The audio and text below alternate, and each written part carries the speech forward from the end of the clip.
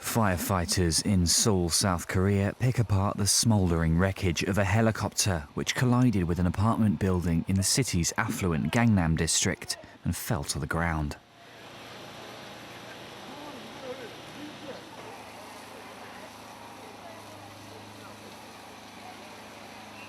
The chopper, owned by LG Electronics, is said to have crashed into the upper section of a high-rise building due to low visibility amid thick early morning fog. The crash killed both helicopter pilots, and 27 residents of the apartment block were evacuated but escaped without injury.